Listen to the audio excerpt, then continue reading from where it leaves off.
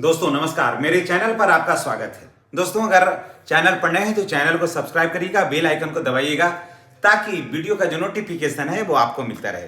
दोस्तों आज बात करेंगे शिक्षकों का प्रमोशन का। शिक्षकों का जो प्रमोशन हो रहा है उसके संबंध में बात करेंगे।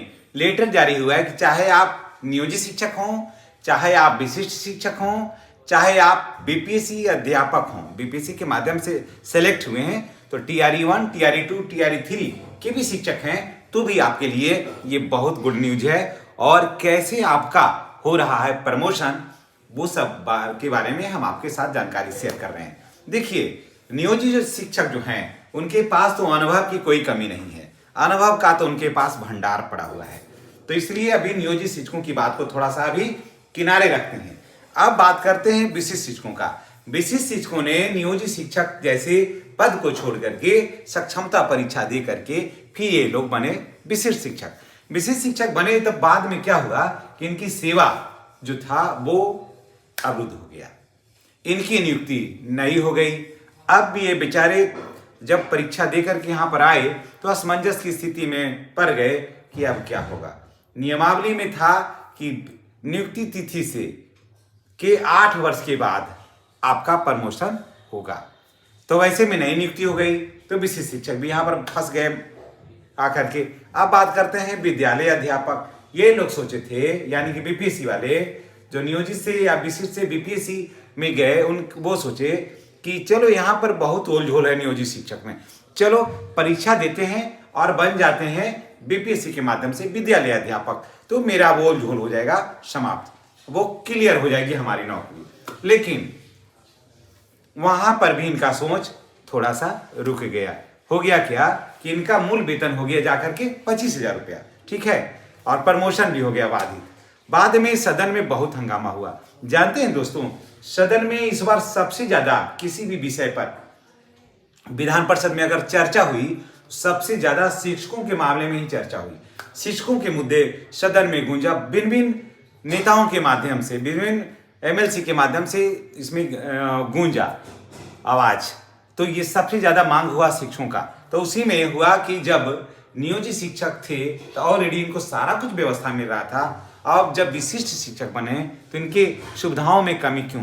तो लेटर जारी हो गया सभी शिक्षकों का, और कि अब उन लोगों को मिलेगा, सभी को मिलेगा स्नातक ग्रेड में प्रोन्नति। और जो 1 मिनट में आपको बता दे रहा हूं कि ये लेटर है सचिव सह प्रखंड शिक्षा पदाधिकारी पिपरा, समझ गए।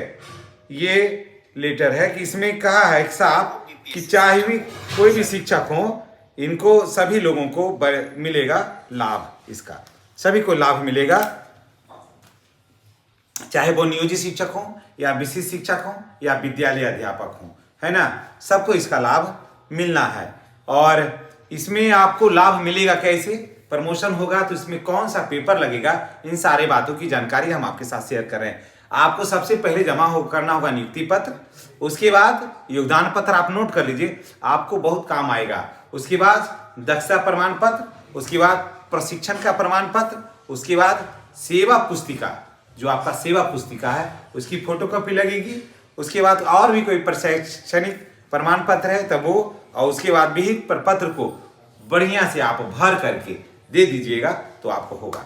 जी हाँ, और ये पत्रांक है इसका 77 और दिनांक 30/1/2026 को ये लेटर जो था वो जारी हुआ है, और ताकि सभी शिक्षकों को होगा इसमें प्रमोशन। अब देखिए, बात आता है कि विशिष्ट शिक्षक या विद्यालय अध्यापक का, तो इन लोगों ने जो नियोजित शिक्षक के पद पर जो कार्य किया, जो नियोजित शिक्षक के पद पर रहते हुए इन लोगों ने जो कार्य किया है उसकी गणना हो गई है, उसकी गणना हो गई। यानी कि पूर्व की सेवा की गणना हो जाने से जो विद्यालय अध्यापक पहले नियोजित थे या विशिष्ट से थे या बाद में जाकर के बने विद्यालय अध्यापक बीपीएससी के माध्यम से, तो पहले जो उन्होंने नियोजित शिक्षक के तौर पर जो कार्य किया, समझ गए, नियोजित शिक्षक के तौर पर जो कार्य किया उसकी गणना हो गई। तो प्रमोशन का जो रास्ता है वो साफ हो गया, प्रमोशन का जो रास्ता था इनके पास साफ हो गया। तो इसी परिप्रेक्ष्य में एक लेटर जारी हुआ है, यह है सुपौल का, समझ गए, उपेंद्र पंडित प्रखंड शिक्षा पदाधिकारी सुपौल का है, उनका पत्रांक है 77 और दिनांक है 30/11/2026 को।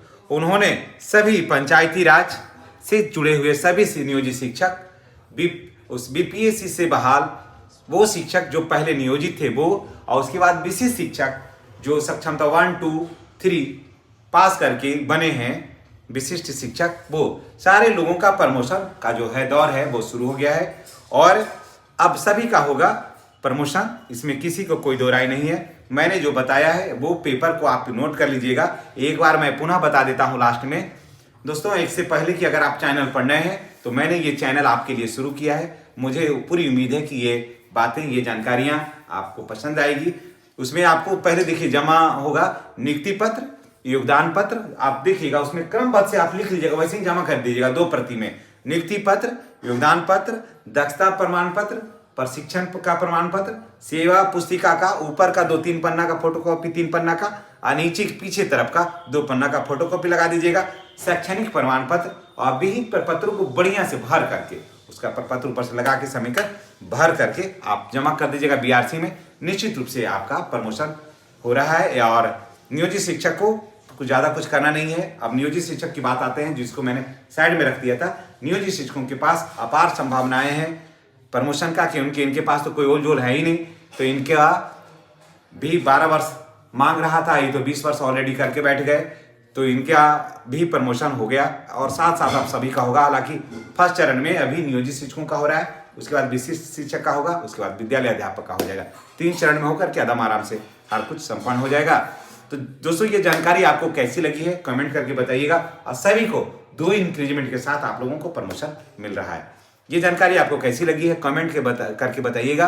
और वीडियो आप कहाँ से देख रहे हैं। नेक्स्ट वीडियो में हम आपसे फिर मिलते हैं। चैनल पर नए हैं तो तमाम भाई बहनों से मेरी गुजारिश है कि चैनल पर नए तो चैनल को सब्सक्राइब करिए, बेल आइकन को दबाइए, ताकि वीडियो का जो नोटिफिकेशन है वो आपको मिलता रहे।